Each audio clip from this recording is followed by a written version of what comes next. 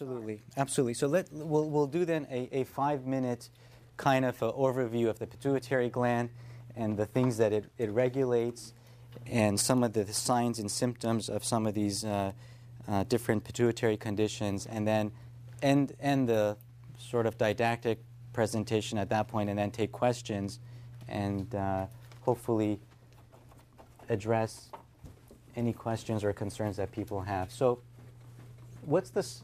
Who can tell me, first of all, how big the pituitary gland is? Yeah, size of a pea. Yeah, in medicine we like to describe glands in terms of fruits and vegetables. So, like, a person has an ovarian cyst the size of a grapefruit, or well, the pituitary gland is about the size of a pea. It's about 1 centimeter, extremely tiny gland. It's attached to the rest of the brain. That's the brain. So the pituitary gland is attached to the brain through a connection called the stalk. Okay? And this is the pituitary gland right here. And it makes a lot of different hormones. Think of hormones as messengers. I think that's the best way that you can think about a hormone, is that it's a chemical messenger. It really sends a message to other organs or glands so that they can carry out their function. So I think that one definition, a good working definition of a hormone, is a chemical messenger. And that chemical messenger is then transported to various parts of the body through the bloodstream. Okay? So there's an intricate blood supply to the pituitary stalk and the pituitary gland. It's a very vascular structure, so you have veins and arteries. And then let's just talk about the different hormones that the pituitary gland makes. Some people want to tell me some of the hormones? Prolactin. Okay, prolactin. Growth hormone. ACTH.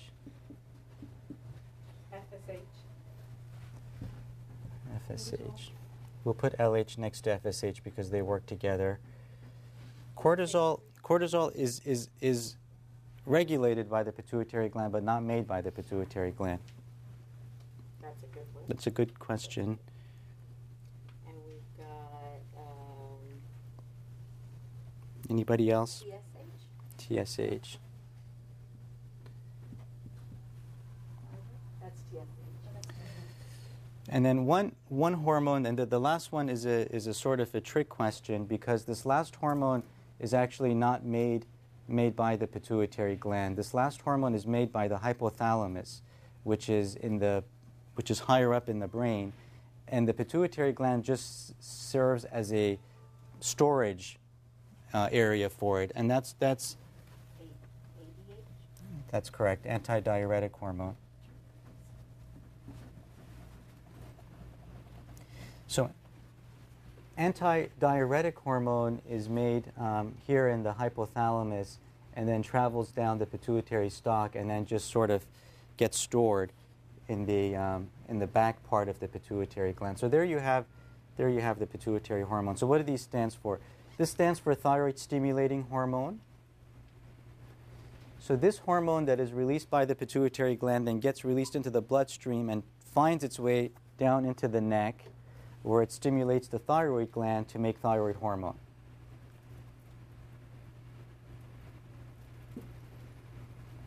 ACTH stimulates the adrenal glands to make cortisol.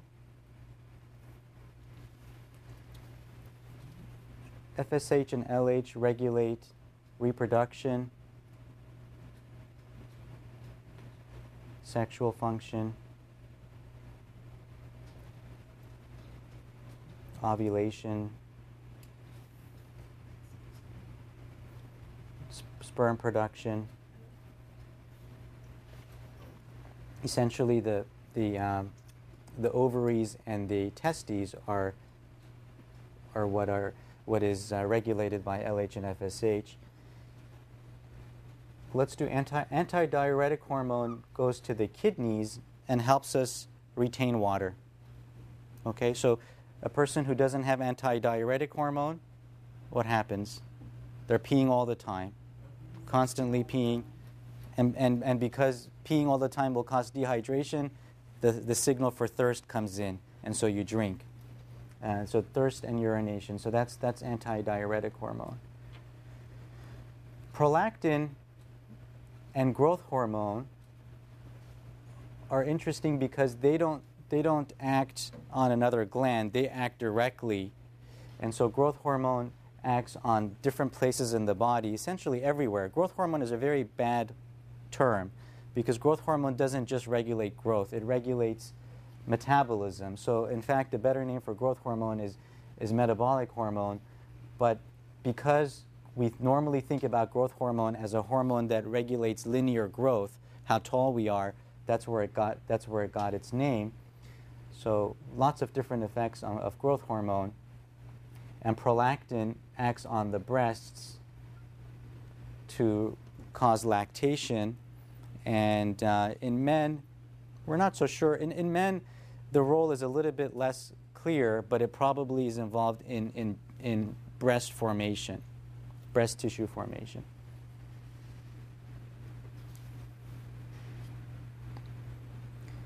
Now, a couple of important points. If there's any damage to the pituitary gland from any possible insult, whether it's trauma, radiation, surgery, what would happen? All of these hormones go down, okay? The exception is prolactin. And prolactin usually will follow the opposite direction. And whenever there is an insult to the pituitary gland, prolactin goes up. And the reason is that prolactin is constantly suppressed. In a normal state, there are signals to constantly suppress the release of prolactin. And so when there's damage to this area of the brain, then you lose those inhibitory impulses, and therefore then prolactin goes up. So you'll see that in most conditions where there's damage to the pituitary gland, the hormones can go down, but prolactin will usually go up. Why is that? Is that some sort of a survival mechanism? What would prolactin do to help you survive a brain insult? Yeah, it's a good question, but I think the reason is that prolactin is an anti-libidinous hormone. So whenever prolactin goes up, libido goes down. Whenever prolactin goes up, sex hormones go down. So it could very well be a protective mechanism that if the organism, in this case a human, is injured or sick or ill, then there's that organism is not going to be able to reproduce. So it's possible, but that's just a theory. So yeah, prolactin has negative effects on reproduction. This is why when a woman who is nursing will usually not have menses and usually can't get pregnant while nursing is occurring. It's not always, but in general, when prolactin is up, reproductive function is down.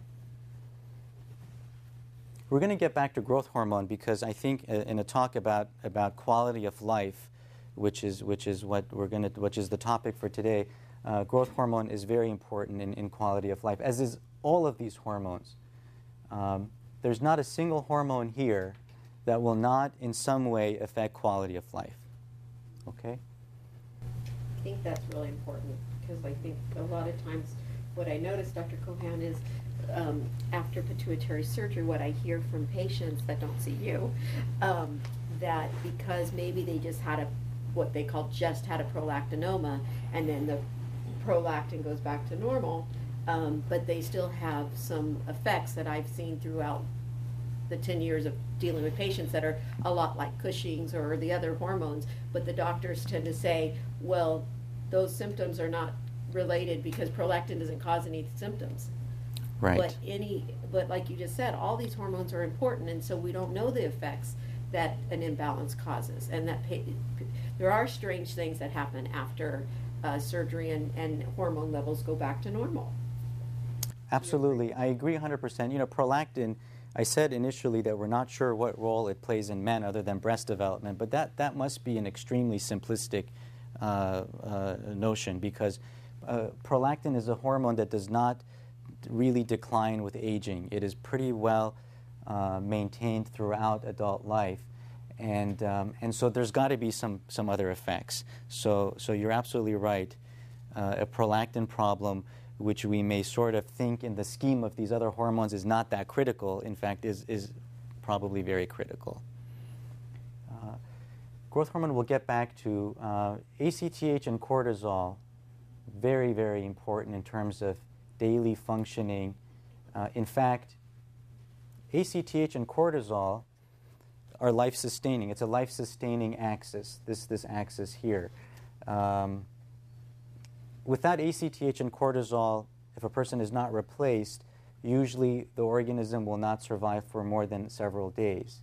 So in contrast to prolactin, which usually goes up and is very sensitive to things, ACTH is quite resilient. So maybe the body has formed in such a way that this ACTH axis is most resilient to any form of injury or insult, because it's usually the last to be affected by injury or insult to the pituitary gland, unless, of course, you know, there is a surgery that directly affects this axis. And of course, thyroid-stimulating hormone causing the release of thyroid hormone from the thyroid gland is going to really affect metabolism in almost every fashion, from how quickly you develop hair, to weight, to energy level, to mood, all sorts of stuff. In fact, thyroid is so important that when anybody who is ever considered to have a psychiatric condition or a diagnosis, thyroid is one of the first things that is checked in the hospital to make sure that that's not the reason for for a person having psychological problems. At UCLA, a person who's admitted to the neuropsychiatric hospital will have an automatic measurement of thyroid hormone upon admission, because a lot of times if there's an abnormality there and you treat the thyroid problem, the psychiatric condition will also be treated and will resolve. Yeah. Somebody, like, say something great happens and somebody gets, like, you know, anxious, like happy or scared of something. Is that all the thyroid doing that? Like, if you get, like, you know, a lot of those, before you're getting married or something, yeah, somebody gets anxiety. Yeah, those are hormones that are released by the adrenal glands, adrenaline and noradrenaline. They're not under direct regulation by the pituitary gland. They are regulated by what we call the sympathetic nervous system, which are nerves that go to the adrenal gland and that are under the influence of the brain, that then release adrenaline and to some degree cortisol, but adrenaline primarily, that gives us the sort of jitters or the fast heart rate and the excitement and the euphoria that sometimes people feel. There are other chemical messengers and neurotransmitters that I haven't written here because we're focusing on the pituitary, but the brain also releases other chemicals, you know, endorphins, which are chemicals, messengers that are released during, you know, great, you know, heightened emotional times and exercise. Okay. Thank you. Okay, so if there's damage to the pituitary gland or the pituitary stalk, these hormones go down, prolactin goes up. One of the things, though, that damages the pituitary gland, one of the most common things that damages the pituitary gland, is pituitary tumors. Okay? So the pituitary gland is very susceptible to developing tumors, and these tumors are almost always benign, but because it's affecting hormones, it doesn't necessarily feel benign to the patient, but they're not cancerous tumors. 99% of the tumors of the pituitary gland are benign, meaning that they're not cancerous. Dr. Cohan? Yes. If the pituitary itself is only the size of a pea, is a typical tumor of the pituitary even smaller than that? Yes, they could be smaller or larger. It could be smaller or larger. So if it's smaller than the 1 centimeter, which is usually the size of the pituitary gland, we call those microadenomas or microtumors. And if they're bigger than 1 centimeter, then they're macroadenomas. So either, the size of the pituitary tumor can vary. It could in fact be 2 or 3 times larger than the pituitary gland itself. And that's a good point I want to bring up, because what I hear a lot is, patients will say to me, oh, my doctor said it's small, there's nothing to worry about. Okay, that really means nothing to me, because small in what perspective? So then I say, but where's it located? And they'll say, well, they did say it's by the optic nerve or something. So then again, I have to explain that size does matter in this case. Absolutely. In fact, as Sharmyn knows very well, that sometimes you can have a tumor of the pituitary gland that is so small that you cannot even detect it on scans.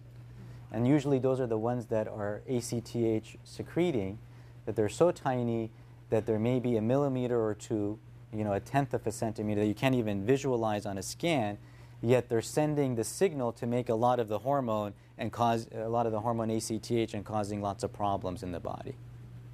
So yeah, the size doesn't matter with regard to pituitary tumors. On the other hand, we know that there are about 10 to 20% of quote-unquote healthy people who have pituitary tumors that they're small and they never change, and they may never cause a problem for the patient. So that could happen too. So any of these, so the pituitary gland, I think you should think of it as a small gland that is compartmentalized to make different hormones, and each of these compartments can be prone to tumor formation. So you can have a tumor of the cells that make TSH, and then you would then get a TSH-producing tumor. You can have a tumor of the FSH or the LH cells, and then that would be an FSH or LH tumor.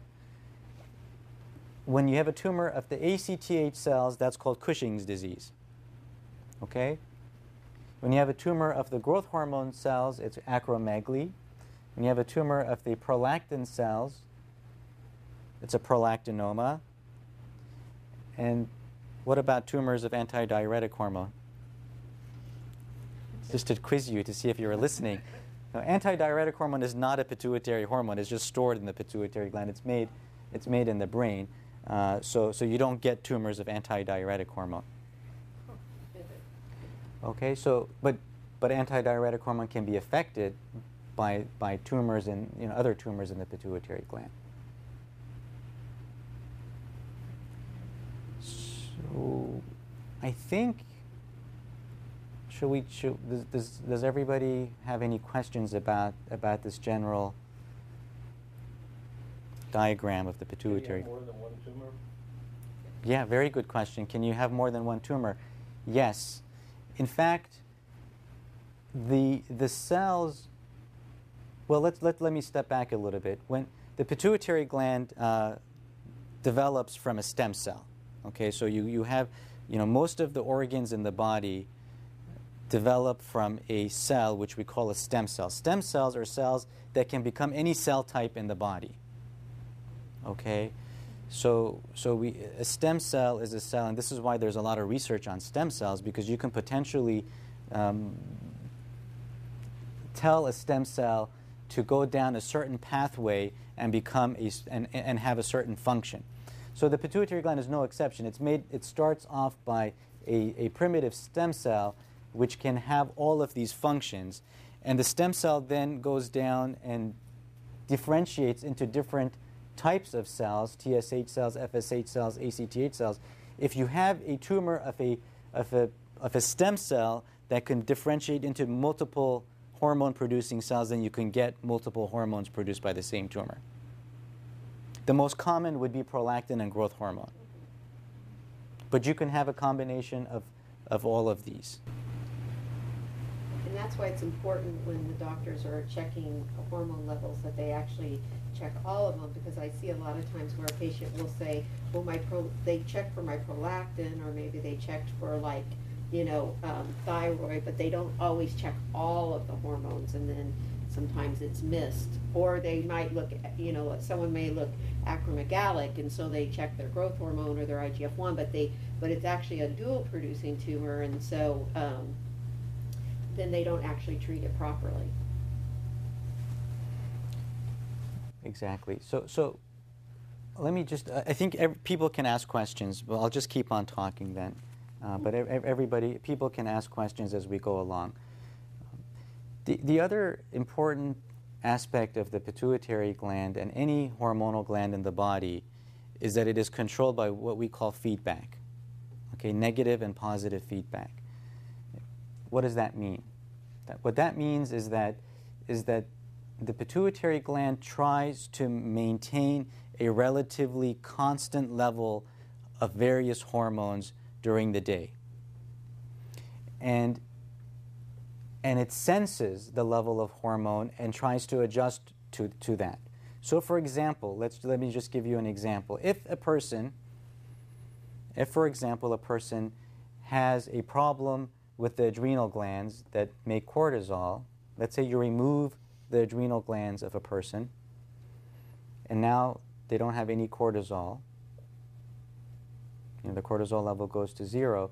If the pituitary gland is working well, it will make ACTH signal to try to stimulate the release of more cortisol. Okay, we call that positive feedback.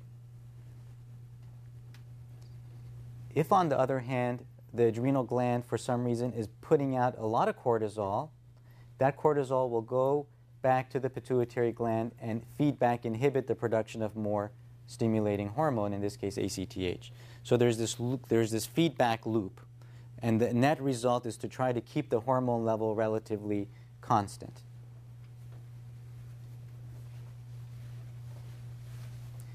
This is why a person who has, for example, hypothyroidism, a person whose thyroid gland is not working, their thyroid hormone levels will be low, and if their pituitary is working well, their TSH would be high. This is why a woman who goes through menopause and the ovaries fail, when the FSH is measured, it's usually sky high, because it is sensing that there is a lack of estrogen, the ovaries are not working, and so the signal will go up.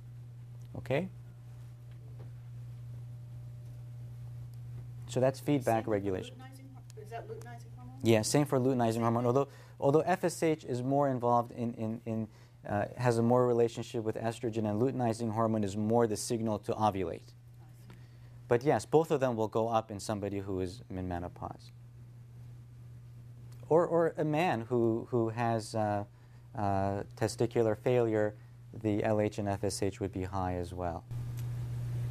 Dr. Cohan? Yes. So in pituitary patients where the pituitary is not functioning, so there's no signal to the adrenals to make cortisol. Right. What does cortisol do for us? Okay, good question. I think the better thing to ask is what doesn't it not do? Okay. But I think, so what does cortisol do? Cortisol, so let's talk about, so now we talk about the cortisol as an important hormone. I said that this is a life-sustaining hormone. You can't go without it for more than a couple of days. What does it do? So the most important fundamental things is that it regulates salt balance and blood pressure. This is why a person who doesn't have cortisol will have a bad event if they don't take it, because it's the regulator of blood pressure. So if you don't have cortisol and you go without it for a long time, the blood pressure drops and you gradually go into a state of shock. Okay. Cortisol regulates sodium balance, so lack of cortisol usually results in the sodium level in the body to drop. The right sodium concentration in the blood is important for many body functions, cardiac function, because most organs are bathed in blood. And so sodium and potassium are the major electrolytes in the body. And so you lose the ability to maintain the sodium concentration to be normal. Cortisol regulates blood sugar. If you don't have cortisol, gradually the blood sugar will drop down. Does that cause,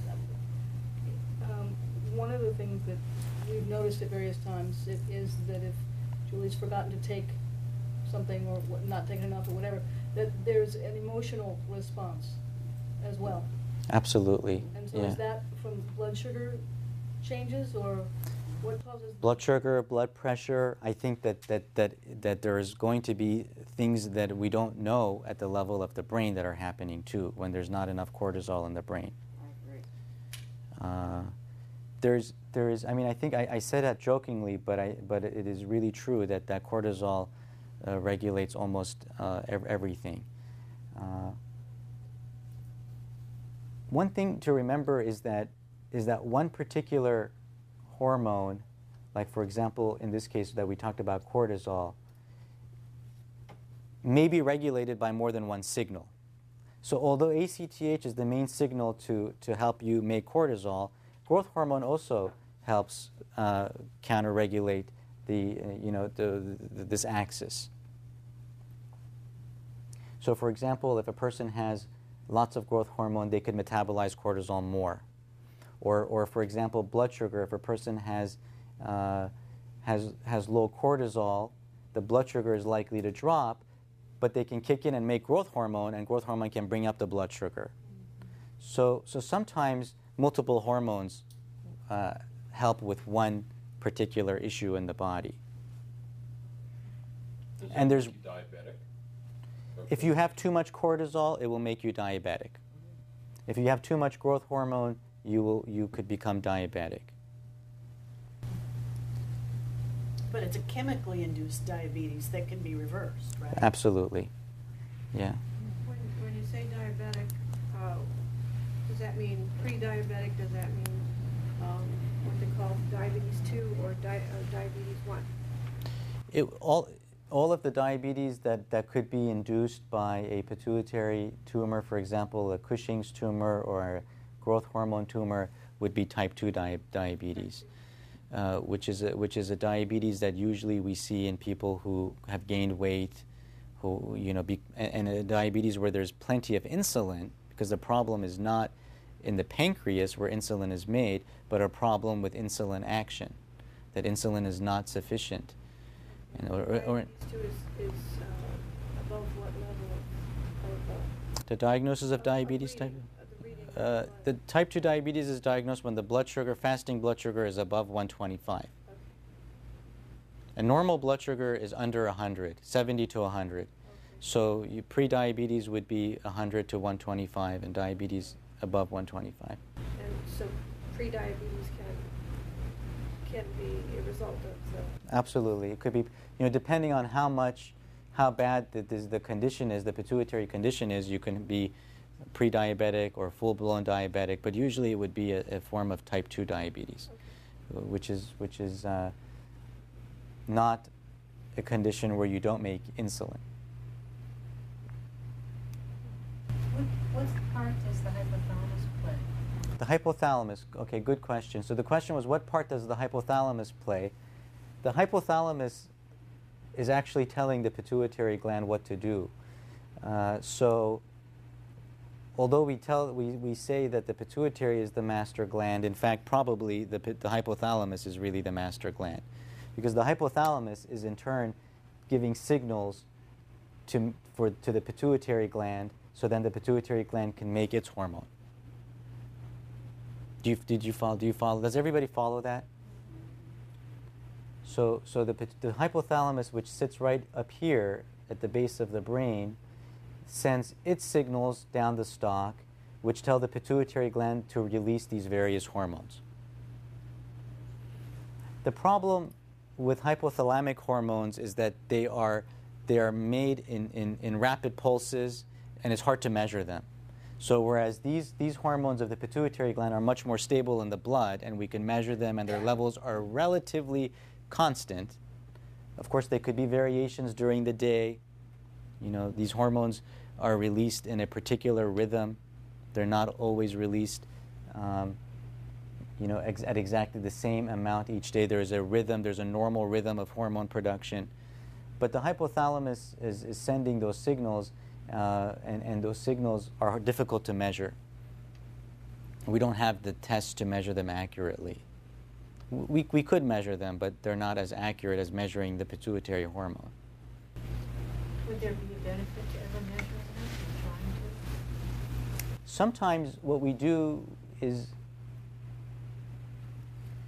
well, sometimes it is of benefit. Sometimes people who have Cushing's disease or Cushing syndrome, it's not because of an adrenal tumor, and it may not be because of a pituitary tumor, but it could be because there's a tumor that is making CRH, which is that the hypothalamic signal that tells the pituitary to make ACTH. And so in very rare cases where you have a CRH-producing tumor, for example, it would be worthwhile to measure it. I mean, that's a really rare entity. Do you have a We- regular test for measuring that? So we can, yes, we send it out to a special lab that is geared up to measuring CRH, for example. When would you suspect it enough, since it's so rare, to actually do that? Well, when a person, for example, if you go down the CRH path, a person who has Cushing syndrome, and you can't find the tumor, you do MRIs. Sometimes the MRIs can't detect them, but it's still there. So you go ahead and the surgeon will explore the pituitary gland and not find it, and then we wonder whether it could be a tumor that's making CRH. So its origin source might have been in the hypothalamus all along? Yes, it could have been. The other time that we use hypothalamic hormones is when we want to test the pituitary gland. Let's say that somebody has had injury to the pituitary gland, and we want to see, for example, if they're making enough TSH. We may then give them the hypothalamic hormone, which is called TRH, and inject the TRH into the person and see if the pituitary gland can then respond and make TSH. So we sometimes use the hypothalamic hormones to test the pituitary gland to see if it's functioning. But day-to-day measurement of hypothalamic hormones are not really standard use.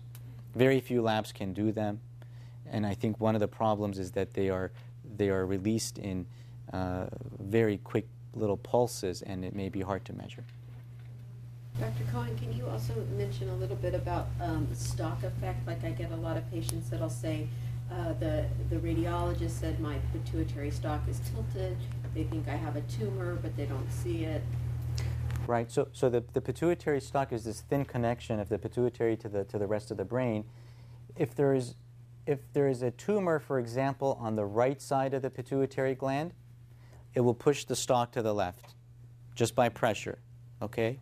If there is a tumor on the left side of the pituitary gland, it will push the stalk, which is supposed to come down straight.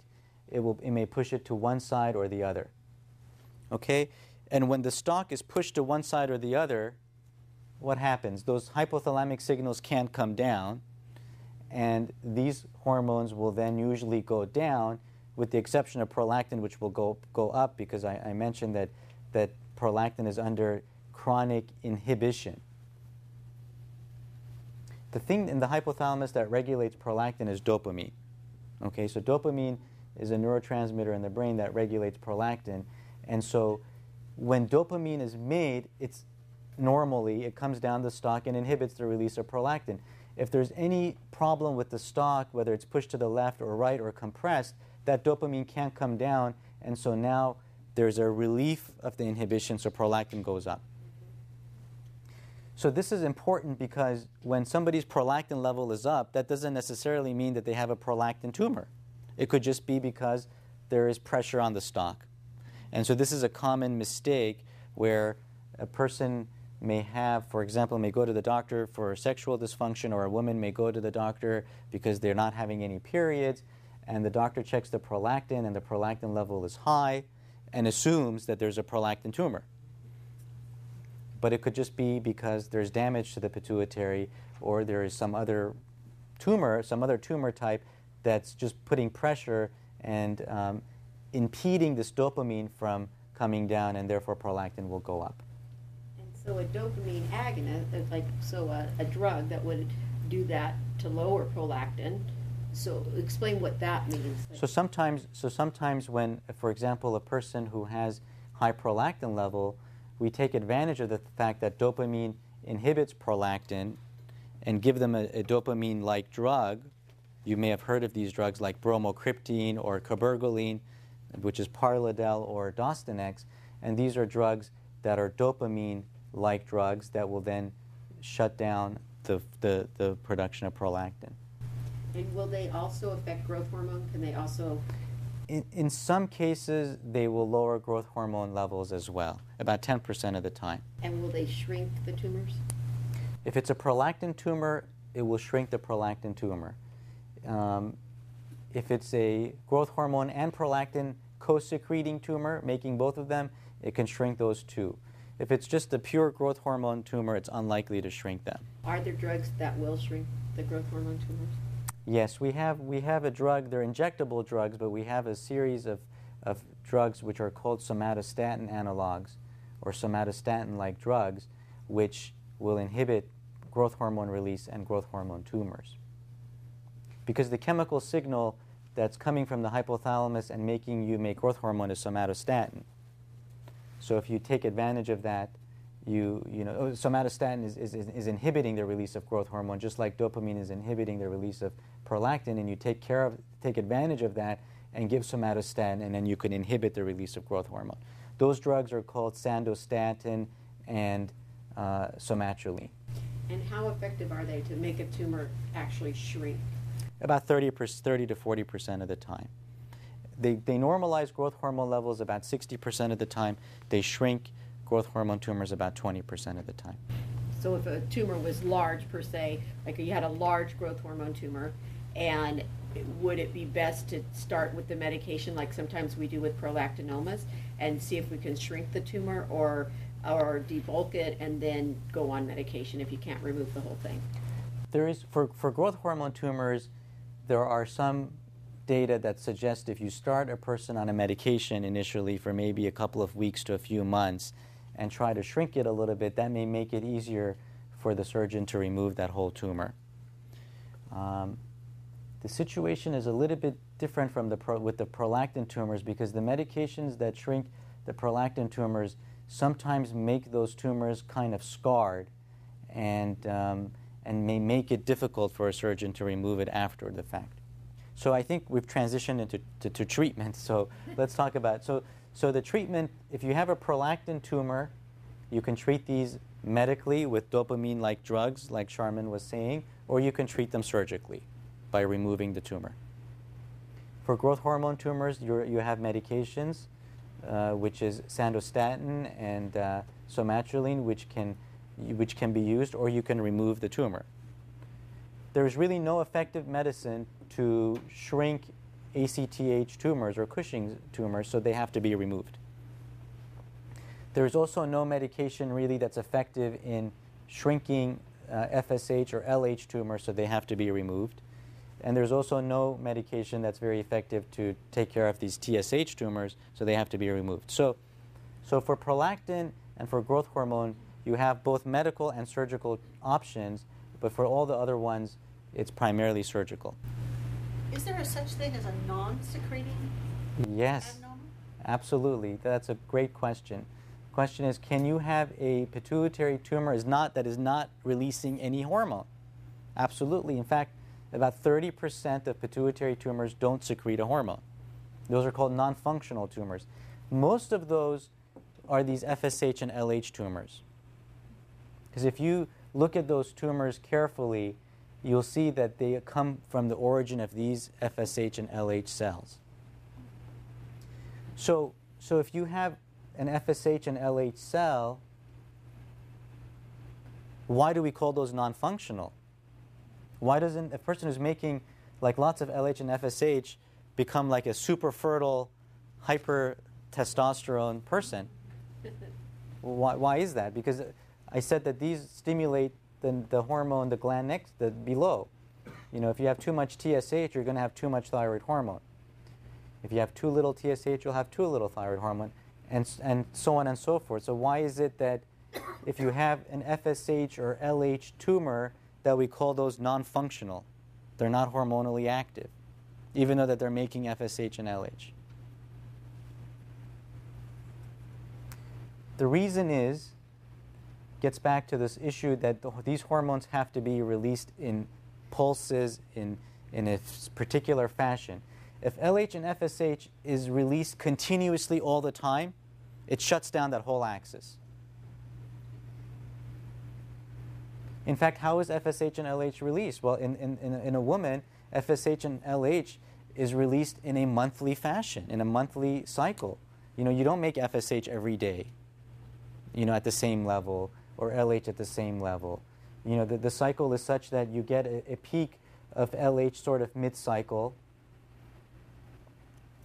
and sort of FSH levels follow a more even curve, but you get a surge of FSH. You get a surge of LH in the middle of the cycle, which stimulates ovulation. So there is a pattern or a way that these hormones have to be released day to day, hour to hour, that allows them to exert their function. So when these hormones are made all the time, this whole system shuts down. And that's why they're called non-functional.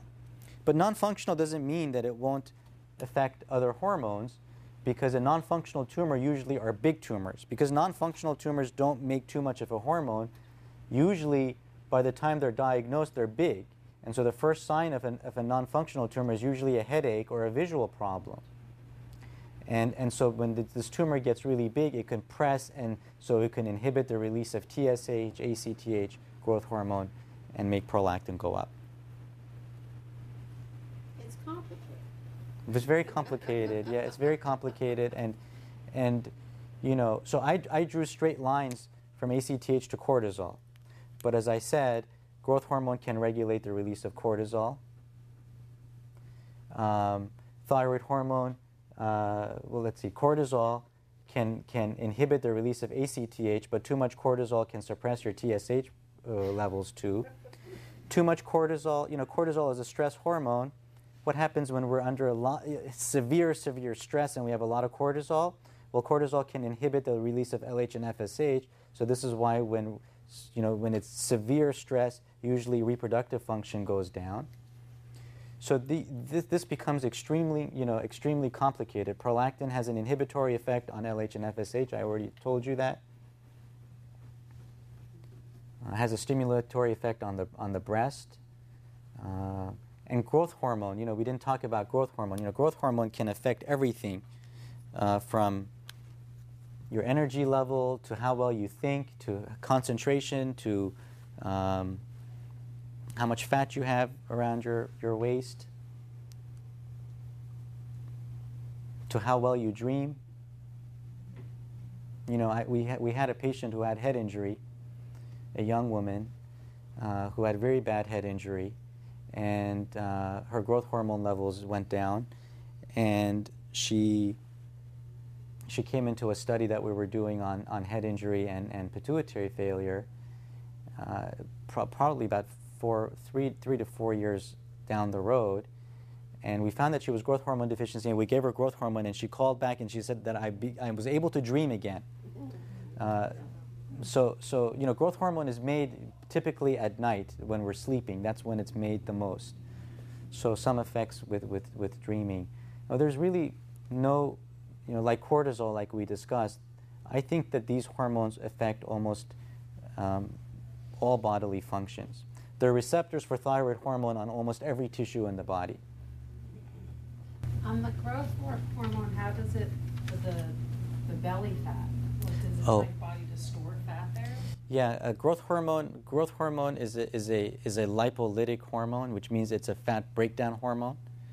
So when it's made in the right amounts, it helps you break fat down. When it's not made in the right amounts, you store fat, and usually you store it here and subcutaneously in the midsection. Now, many of us, like me, begin to have belly fat as we get older. No, seriously, and that may be because our growth hormone levels are declining. Yeah, it may be because our growth hormone levels are declining, or it may just be that you're eating more and less active. But that's where we normally gain the weight. Right? So you're working out all the time, but this isn't going away. It's because your body just keeps producing more. I mean, how do you get rid of it? It's very hard to get rid of it. Very hard to get rid of it. I'm going to say if you are fortunate enough that the reason is the growth hormone deficiency state, then at least it could be treated. But most of the time, the growth hormone levels are seemingly normal, and people still have a problem with storing fat, abdominal fat. Especially after cortisol. You know, but there's other hormones too. Insulin makes us develop fat here too.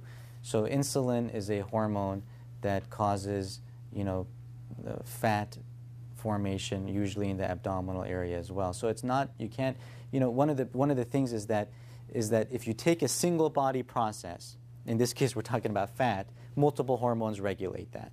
It's not just one hormone. Okay? So multiple hormones regulate one body function.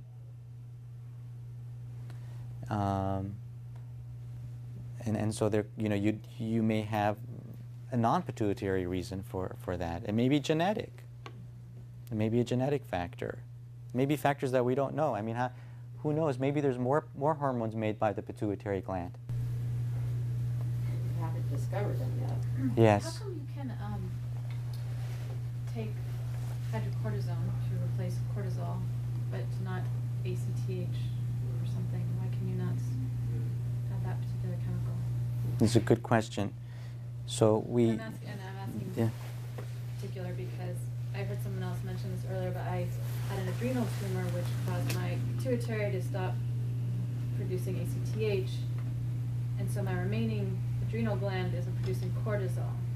So I have a secondary pituitary malfunction, so I see it. So I know, you're my doctor, so obviously you know all this information. Yeah, you're explaining it great, by the way.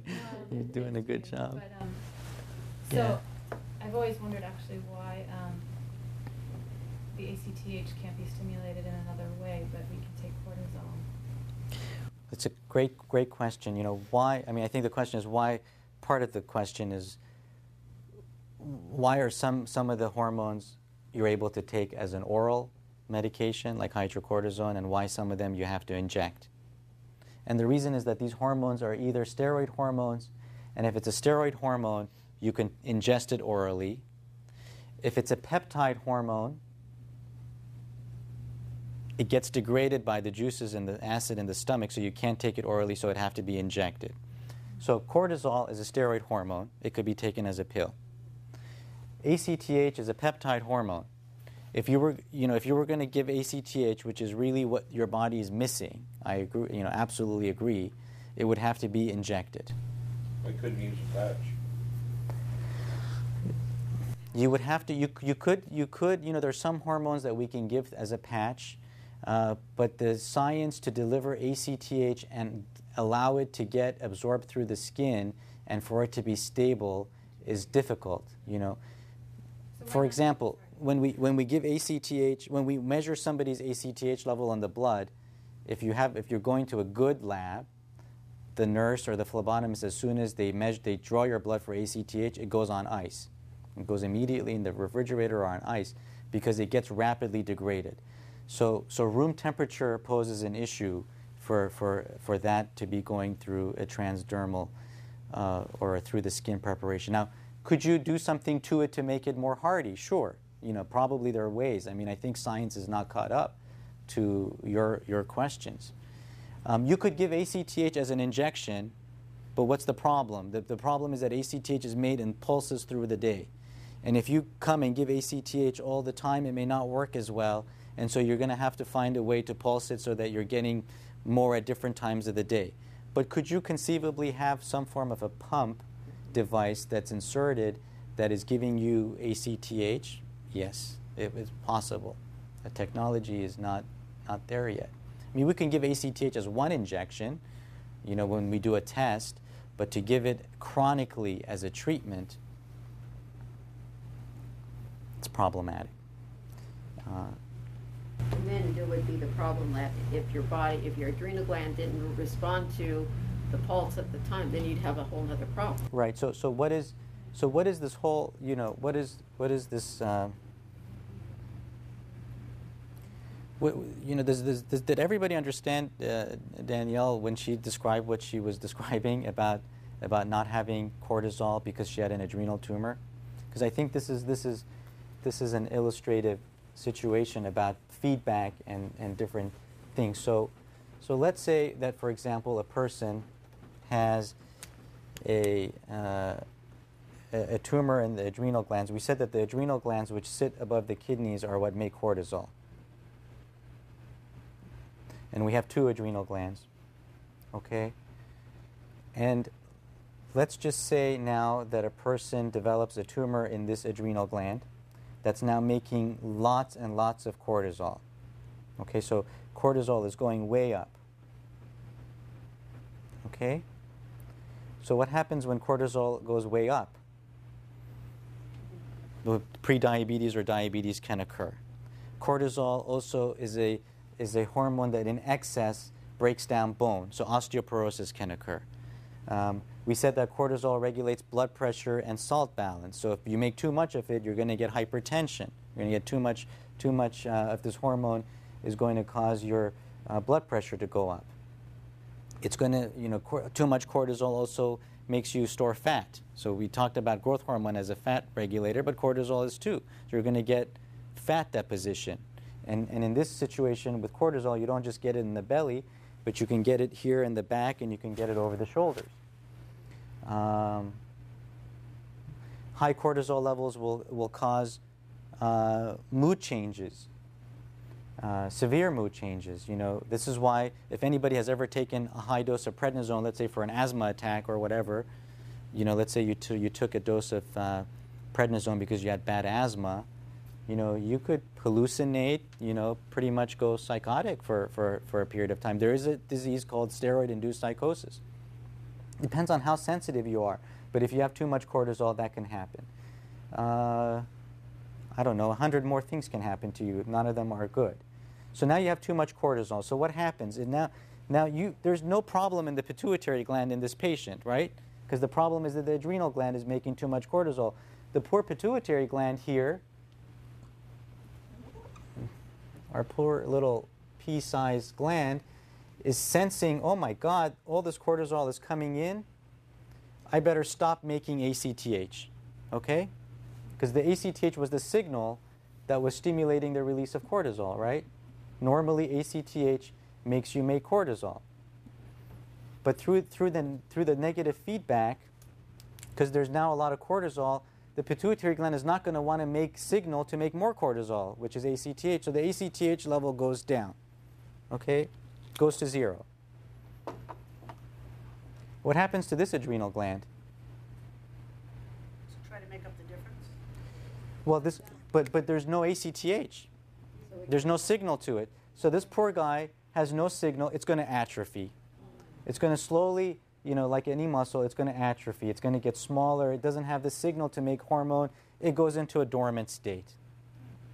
Okay? So over time, this gland becomes a little bit atrophic. It becomes sluggish. So let's just make it now, what's going to happen to this is that it's going to become smaller and atrophied. Okay, so now what do we need to do? We need to remove this tumor that's making too much cortisol. So the surgeon comes, removes this. Cortisol level the next morning becomes 0, right? Because you don't. Why? Why does cortisol level become 0? Because the tumor's gone and the gland's asleep. That's right. The tumor is gone. The pituitary gland is not making the signal because it sensed that there was so much that the pituitary gland became suppressed, and this adrenal gland is suppressed. And the other one's been removed. And the other one has been removed. The tumor and the gland. Right. Well, Just yeah. remove the tumor, They removed the whole thing. They removed the whole thing. But even if they removed only the tumor, it wouldn't make a difference because the remainder of the adrenal gland would be suppressed too. So now, let's say you come and give this patient now ACTH. It's not going to work. ACTH is not going to work because this gland is atrophied. Even if you find a way to give ACTH, it probably is not going to work, at least not in the first 6 months to 8 months or 12 months, because this adrenal gland has to wake up. And so even if you now come and give it the signal, it may not be definitive that it's going to pump out cortisol. So that was a long story to explain why potentially ACTH replacement may not help. So what is it that? What is it then that will helps? make it wake up? What is the nemesis of any pituitary patient, which is time, and not, giving it time so that this adrenal gland will ultimately realize, okay, there's not too much cortisol anymore, and the pituitary gland realizes, okay, I could wake up again, that high cortisol is gone, I can make ACTH. ACTH, what is it? We throw out these letters like I don't know, ACTH, LH, stands for adrenocorticotrophic hormone. Trophic means keeping the gland in a normal state or size. So it's not just a releasing hormone. It's not just a releasing hormone. It's not just a hormone to make the adrenal glands release cortisol. It's a trophic hormone, a hormone that keeps the gland the size that it is and keeps it active. Yes. What would explain in someone who has, for all intents and purposes, no pituitary function, and taking all of the hormones on a regular basis and forgets to take a dose at one point, but doesn't have any of the response that one would expect, for instance, the increased urination or the dip in energy level, or that everything just goes along quite normally, and suddenly I say, well, I forgot to take my, oh my, and everything's fine. What's that about? Good luck. Well, last forever. I'm sorry to joke about that, but some of these hormones have longer half-lives than others. So part of it comes to half-life. If, for example, a person who has no pituitary function and is on all the replacements, so is on thyroid, on cortisol, on DDAVP, which is for the antidiuretic hormone, and growth hormone, if they forget to take thyroid hormone, the half-life of thyroid hormone is 1 week.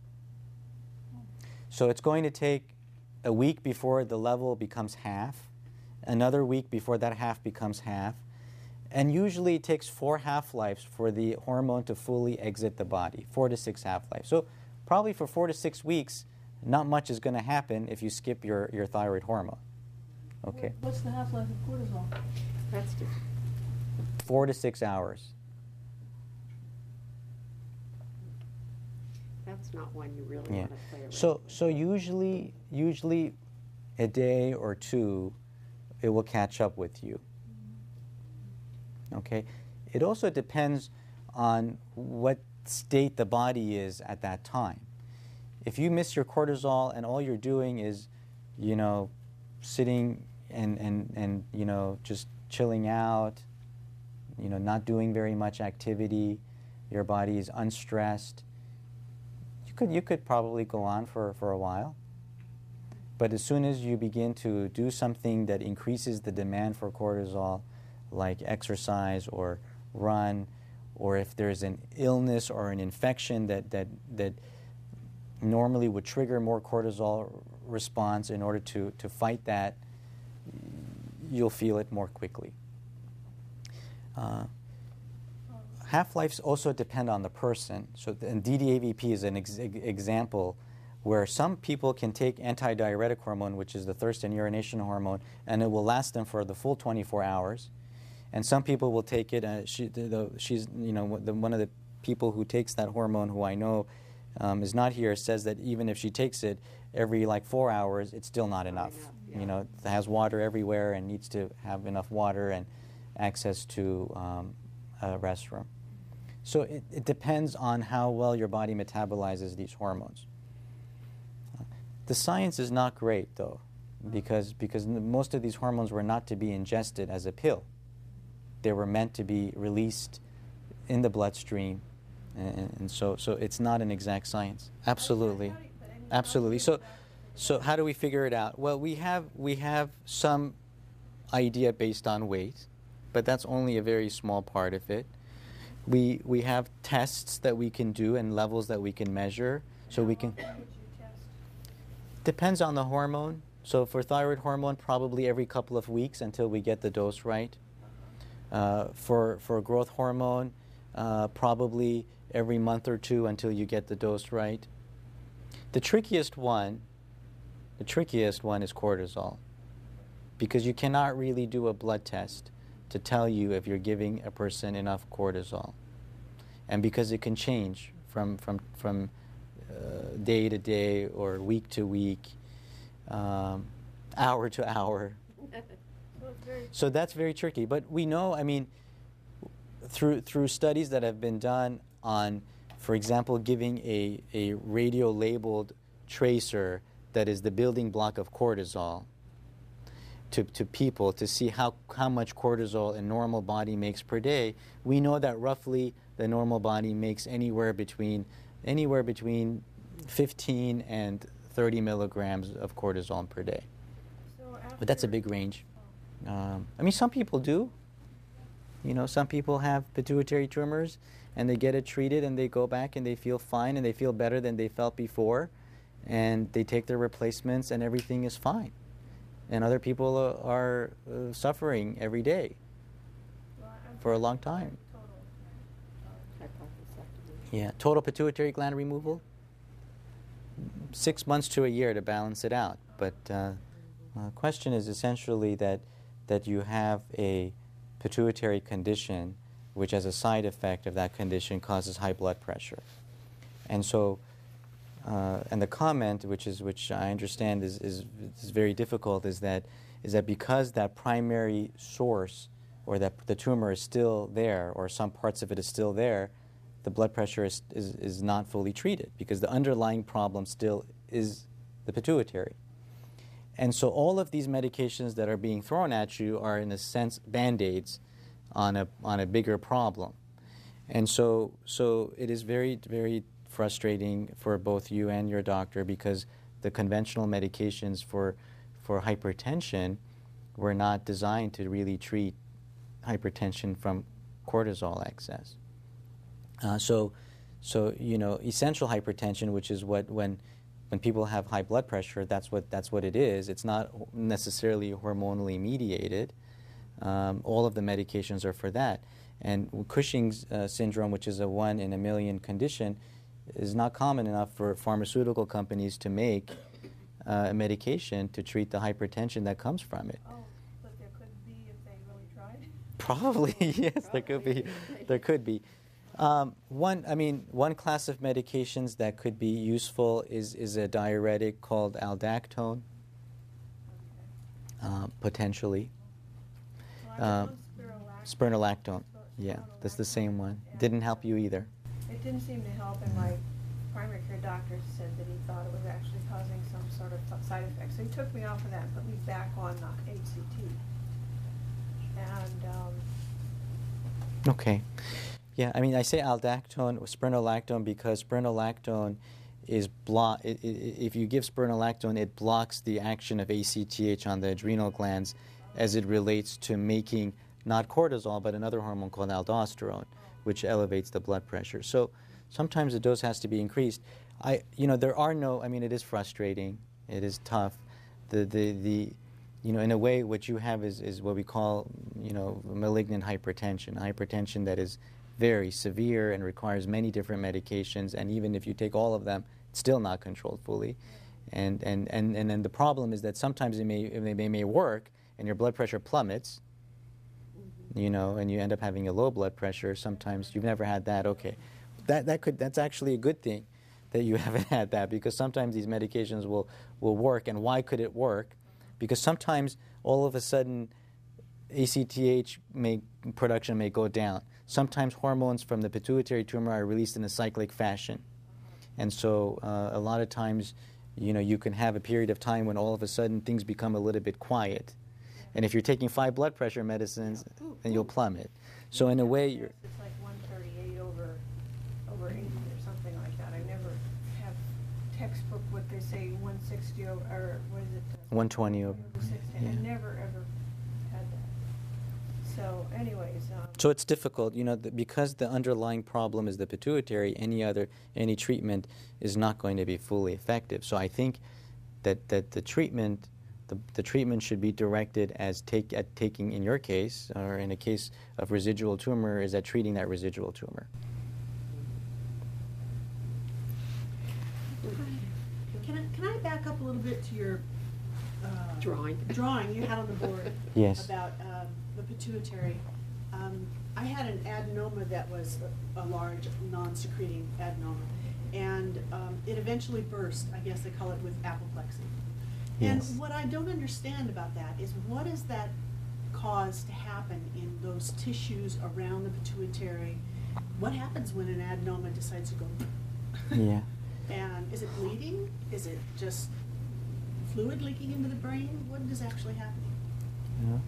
That's a great question. Apoplexy is a rare occurrence in people who have relatively larger pituitary tumors.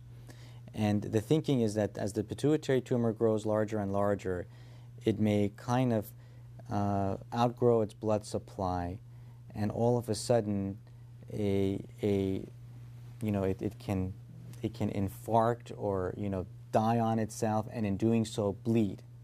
Okay. And so apoplexy usually means that in fact the pituitary tumor itself is dying, and in doing so it's degenerating and bleeding, because that's the common pathway of something that spontaneously just what we call infarcts or dies. So that's usually the mechanism. Apoplexy can also occur if a person has a big pituitary tumor and they're on blood thinners, for example, and the blood thinners makes it hemorrhage. Okay? But it is a sudden or acute event in the pituitary gland, which is a confined area, and so that traumatizes the normal pituitary cells. The remaining normal pituitary tissue gets damaged or traumatized from the shear, from the pressure, and from just an event happened which involved blood flow, and so from pressure and from blood flow problems, the remainder of the pituitary usually automatically becomes damaged. There are no other surrounding tissues in that area that are damaged other than the pituitary gland? The optic nerves can be damaged too. So the pituitary gland sits right below the visual nerves. So the pituitary, that's the stalk, the pituitary gland. Right above the pituitary gland is a crisscrossing of nerve fibers which are called the optic chiasm. And so if a pituitary tumor, let's say this, bursts and hemorrhages, which we call apoplexy, then there's blood all of a sudden fills this area. It's a small area. There's not a lot of room. And so pressure on the visual nerves can occur, and there could be a visual damage. Usually a loss of peripheral vision. But visual acuity can go down too, and the remaining normal pituitary tissues get damaged. Now, by the time that this process is recognized and treated, a day or two may go by, and the damage may already be done. And even if you evacuate the blood and the pressure, the pituitary may still remain damaged. What about the optic nerve, if there was pressure there? The optic nerve usually recovers. Yeah, the optic nerve usually recovers. If the pressure is there for a long time, the optic nerve can atrophy and never come back. But usually it will come back. Yeah. Usually the vision will come back. I have just a funny thing that happened about the optic nerve. When I was admitted to the hospital with apoplexy, I told the doctor I'm having trouble seeing out of my right eye. And he said, well, it could be the optic nerve in there that it's pressing against. And we were, I'm going to go blind. And they did the surgery the very next day. And he hurried it up because he thought there was pressure on the optic nerve. And just before going into surgery, we found that I'd lost the contact out of my right eye. That's a good story. My vision was fine. I just lost that contact. I can't see. Yeah. That's good. Well, thank God it was that. Yeah. Did you did Something I would do. getting to the pressure? Did you guys see Shawshank Redemption? Anybody see that movie? Yes. You know that scene where Morgan Freeman or this guy has dug himself this gigantic tunnel, and the warden comes and says, "My God, how could somebody dig?" And he looks and says, "Pressure and time." Ultimately, pressure and time. You know, lots of damage can occur. You can do a lot, but the issue is how much pressure and how much time. If there's a lot of pressure and it's there for a long time, the damage could be more irreversible. I see. And that brings me to the next point, that also the same, can you explain, like, when someone is on, like Danielle, like where she has to take a steroid, but you want an adrenal gland to wake up, and that, or you want the pituitary to wake up, but people stay on steroids too long. Like I get patients that'll call me and go, "Oh my, you know, I don't know, I've been on for like 3 years. When are they going to taper me down?" And I'm Yeah. like, I think it might be too late, you know. So Yeah. how do you decide if a gland is never going to wake up, or if it's been suppressed too long, will it ever Right. wake up? There's two. I mean, I think there's two issues. One issue is that there are some people who go through a procedure like, you know, Danielle, and they need to be on prednisone, and then they're just given prednisone and they say, okay, well, you're on it for the rest of your life, and that's it, and nobody ever monitors them. Yeah. And so they kind of go on, and they're not monitored, and maybe because the physician is not experienced about the condition, and they just stay on it for a long time, and those people could many of those people will be able to be weaned off. The other issue, though, is that Will you think, like in those cases, sometimes you have seen the adrenal gland wake up, maybe even after a year or two of being, not a year, but maybe 2 even years. longer, even longer, if it was just that nobody ever attempted, off, yeah. never attempted to take them off. So you have one that is just sort of negligent medical care where the person is put on prednisone, and I think this is where surgeon and endocrinologists need to work together, because there are some surgeons who will take care of this problem and discharge the patient on prednisone, which is the right thing to do, or hydrocortisone, and then there's no follow-up. You know, the tumor is gone. Yeah, it's a surgical cure, but you need to monitor, and ultimately that adrenal gland or the pituitary will wake up, but it has to be checked periodically. On average, it's about a year. If things are monitored, but sometimes it can take longer, and the reason why it can sometimes take longer, and here's another important principle, which I cannot emphasize, overemphasize, which is that the body is extremely sensitive to changes in hormone levels. Okay, and so just as it is important to have a hormone being produced in the right amount, when a hormone is produced in a high amount and then all of a sudden it goes from being high to normal, that causes tremendous discomfort to the patient. Yes. Okay? You take any of these hormones, if a person has too much growth hormone and now you remove the growth hormone tumor and now their growth hormone levels come back to normal. So you're saying, oh great, everything is normal. But that change, because growth hormone level was high for a long time and now in the course of a couple of hours, it went from high to normal. There's a tremendous, what we call a withdrawal phenomenon, where the person feels very bad. The body goes into a withdrawal because it's used to having high levels of cortisol or growth hormone.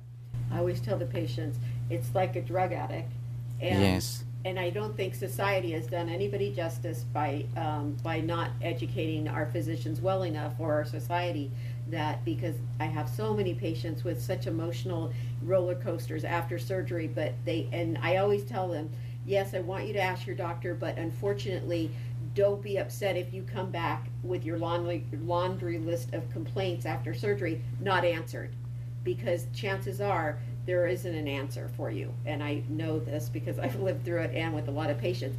But like Dr. Cohan said, it is a roller coaster, no matter what the hormone was, you know. And I'm glad you brought that up, because it really is a disservice to the patients when the doctors just dismiss them after surgery that their levels are normal and they don't feel good for at least a year, maybe sometimes 2 years. I know for me, I really didn't, I felt a little better, a little better, a little better, but it wasn't really till 4 years till I look back and think, oh, I feel good. Right. So that change is very critical, that going from a high level that the body was used to. We're talking now about functional tumors that are making excess hormone, and now you treat them and the hormone goes down. And regardless. And regardless, I think regardless. But typically we think of it with Cushing's, but it's yeah, with prolactin and growth hormone, the same complaints, only at a different level sometimes. Yeah, at a different level. And so then what do we, so then this is a very difficult period of time because the body's not used to normal levels. It got kind of used to this very high level of cortisol, and now it all of a sudden goes down to normal, and the body's unhappy. And so what do we do to help the situation? Well, we give more cortisol. Okay? Yeah. Give more cortisol. You know, give a little bit more cortisol to try to make the symptoms better. But what then happens then? Then the more cortisol you give, the longer it's going to take for recovery, because that's going to suppress the other adrenal gland and the pituitary gland.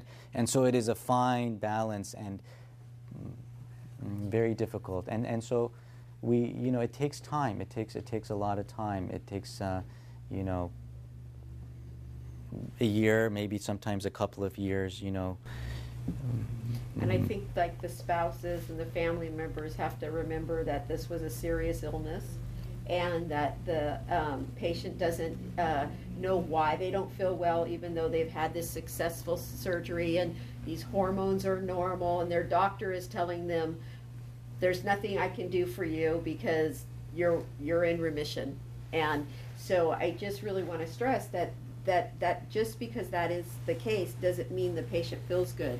And the patient has to also be very careful to allow themselves to actually really heal from a very serious illness. And I always say the damage was from the inside out, because we don't see what the hormone imbalance actually did to the patient. So the emotional roller coaster, the depression, the achy joints, some days you feel good, some days you don't. It really is real after a hormonal disorder. Yeah, very real. I mean, and it's difficult of what we can do to lessen those symptoms. Unfortunately, Right. Other than time, pain medications, could be given if there's a lot of pain. Anti-nausea medicines could be given if there's nausea. If there's a lot of mood problems, Anxiety. antidepressants and anti-anxiety medicines can be given. But again, like you were discussing, it's all a Band-Aid until the problem gets better. But sometimes a Band-Aid is better than nothing. As long as the Band-Aid is regulated properly. And that's Right. my other concern, that some patients then end up, like you said, some people get put on the prednisone and then never monitored. Then some patients get on these sleeping medications and these antidepressants, and then they're never monitored. And so then they don't progress from being in remission, and their quality of life then stays not progressing, and being well means nothing to them because they haven't been monitored properly. Can you explain how pitonosol works? My cardiologist said, oh, that's for treating fungus conditions. Right. Ketoconazole, so the question is, how does ketoconazole work? The ketoconazole can be used in Cushing's syndrome. It is not a cure, but could be a treatment to bridge the time until you treat the problem. How does it, what does it do? So ketoconazole is an antifungal drug, but it inhibits the enzyme. It turns out that it also inhibits the enzyme that produces cortisol. Okay, so cortisol is made in the adrenal glands. The main building block of cortisol is cholesterol, actually. So cholesterol is not all bad. Cholesterol comes into the adrenal glands is the fundamental building block to make cortisol. And there's about 10 steps here, and ketoconazole blocks those steps. And so you end up not making cortisol or reducing the amount of cortisol. But that's another Band-Aid, right? Because the problem in the Cushing's disease, which is what you are describing is that there's a pituitary, there's remnant pituitary tumor up here. So it's not taking care of that, but it's at least reducing the cortisol. So that could be a temporizing measure until, oftentimes ketoconazole is used in people who have Cushing's disease, who now have had surgery, and for example, the surgery didn't work, or it worked partially, and there's some residual tumor in an area where the surgeon can't get. Because if the surgeon tries to get that, he or she may end up causing damage to important structures. So they leave the small amount behind. And so now the next treatment is radiation. And radiation takes a long time to work. And so during the 6 months or a year or 2 years that it takes radiation to kill off the residual tumor, you may give somebody ketoconazole to bring down the cortisol level. But ketoconazole is not a pleasant medicine to take. What's the matter with it? At enough doses to block cortisol, it can cause a lot of nausea. It can cause skin rash. It can cause liver problems. I mean, it could. I'm not saying that it shouldn't be used. It just has to be monitored. Like Sharmyn said, all these things have to be monitored. So. Because some patients do really well. Some people do good. Yeah. Some people do well. With all the blood pressure medication, I'm wondering if my body can handle that. Well, if ketoconazole works and reduces your cortisol level, then you need less blood pressure medication. Well, in my situation, I just had the MRI done, and I think Dr. Kelly said he couldn't see any tumor left. Right. But my blood tests and my symptoms tell him that they're hiding somewhere. So that if I had radiation, they'd have to do a large area, kind of go fishing. Same thing with the tumor removal, not Pituitary. the tumor, A the complete removal of The whole pituitary. pituitary Yeah. and the stalk would have to be removed too, because they could be hiding there. So. Right. So in a situation like that, yeah, it's not a simple. So this is a difficult situation, and usually if the radiation is a decision, usually they irradiate in the area where the primary tumor was, even though that they may not see it there. That's where they focus the radiation beam, and and it does have an area. So the epicenter will be that area where the tumor was removed. But it is kind of a blind procedure. And if you get radiation, then you have to take replacement hormone therapy because it kills the pituitary. Over time, the pituitary gland will usually fail after it's exposed to radiation. Over time being Years. Yeah, years. Sometimes, depends on how much radiation is given and to what, how large the area. But usually years. But if the pituitary and whole the whole pituitary is removed too, you'll need replacement too. And that doesn't always cure the Cushing's. Right. So sometimes people have that and then radiation as well. Well, Dr. Kelly told me 30% failure rate there still could be a 30% failure rate of the surgery and 50-50 on the radiation.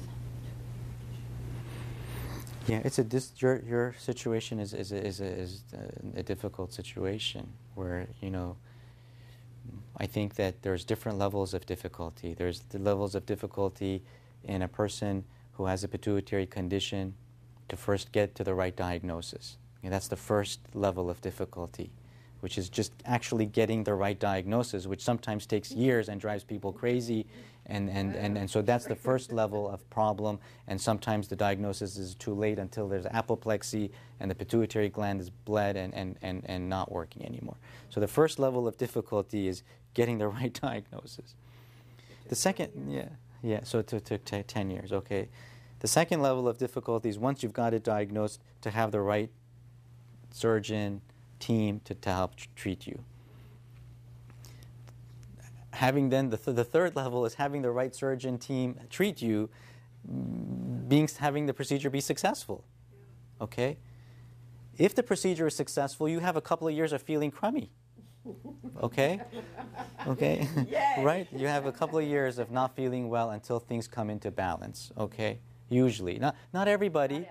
Then some people go back, some people 2 weeks after surgery, they're like begging to go back to work. And I mean, it depends. It depends on the person, the type of tumor, how big it was, how small it was, how much hormone it was making, how, all the stuff. So let's say, so so then that's the, you've gotten the right diagnosis, you've got the right team, you got cured, you still take a couple of years to get better. And then the fourth is, you have all the best care, you finally got the diagnosis, you got the best care, still not, the tumor is still not cured. It's still there. And you need more treatment. And more treatment comes with more side effects. And so, you've gone through several levels of difficult times. And hopefully an answer will come soon that will help you feel better. And there are new drugs coming out, I know for sure. Absolutely, For yeah. Cushing's that actually are treating at the pituitary level instead of the adrenal level. And Absolutely. So there are investigational drugs already available that you can go and enroll in a research study. So far the ones that are available are not incredibly effective, but they could be. They could be effective in a particular person. They're being studied. There's one injectable medication for Cushing's disease called SOM230, which is very promising. There's about 7 or 8 sites in the United States that are doing an investigational trial on that. so in cases like that, I mean, to be on ketoconazole until you make a decision, if you tolerate it, would be a good option. If you're tolerating your monitor, it would be a good option, because the pituitary tumor, until you treat the pituitary tumor, at least you get control of the hormonal problem. Well, it's more likely that I'm going to die before I have enough money.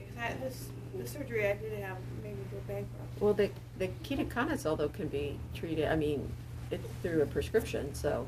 Yeah, ketoconazole needs to be is a prescription. It's not particularly expensive because it's an antifungal drug that's been around for a long time. You need to have periodic liver tests to monitor that. So that's a good option for some people. it is a If it good works, option. yeah. Yeah, until the definitive treatment is done. We're almost done and out of time, so not everyone's got to ask a question. Are there anybody else that would like to, while we've got this great doctor here with us? You mentioned growth hormone and energy or thinking, which are two areas without any energy you don't think very well. But I'm on my 4th month of this Matuline Depot. Yes. Is that somewhat suppressing growth hormone, so I'm having less energy and feeling sluggish? I just can't seem to get going. That's part of it, absolutely. So part of it is the fact that so Matuline Depot is a medication that is used to treat high growth hormone levels. Okay, it is effective in we said 60% of the time in bringing 60 to 70% of the time in bringing down the growth hormone levels to normal. But what happens as your growth hormone is going from high to normal, you're going through that withdrawal phenomenon that we discussed. That your body was kind of used to having more growth hormone, now it's got to adapt to lower levels of growth hormone. Normal levels of growth hormone, but it still needs to adapt to it. Now, if the medication is excessive and your growth hormone levels go too low, then of course you're going to get tired from that too, and that could be affected. There are Lasting or the time released one, or It's once once a month. Yeah. The other thing is that the somatulene can affect the thyroid axis too, so thyroid levels have to be monitored. So somatulene can inhibit the release of TSH and thyroid hormone, so that needs to be monitored, and that could be a factor in fatigue. And in the thyroid, you mentioned psychiatric issues. Yes, well, in all of them, but thyroid is a common one that's relatively easy. At least most people know that thyroid can cause psychological problems. I mean, they may not think about growth hormone and cortisol and these other hormones, but at least most people agree that thyroid is a hormone that if is not balanced, it can cause mood and psychological issues. Been there? Yeah. Yeah. Well, thanks for the newsletter and the reminder about this, and it reminds me that I need to schedule another appointment. Get in. That's another thing. So yeah, I mean, you trade, some things that are good, the growth hormone levels coming down, some side effects, I know, and I do want to stress, I mean, we're privileged to have Dr. Cohan here, and I think many of us see Dr. Cohan as our endocrinologist, which we're so lucky, I can't imagine. But I do meet a lot of patients, and they don't realize how important the follow-up care is, and how it's just kind of a shot in the dark, or, you know, when they're just with an endocrinologist that really is just doing the best they can, but they have no experience really. And the patients really need to actually be their own advocate, and they have to be educated themselves, because they're kind of the blind leading the blind at that point. So we really are lucky, and we'd like to thank Dr. Cohan, of course, like always. Well, thank you very much. Thank you. Thank you, everybody, for coming and listening and participating And taking responsibility for your education, which is really important.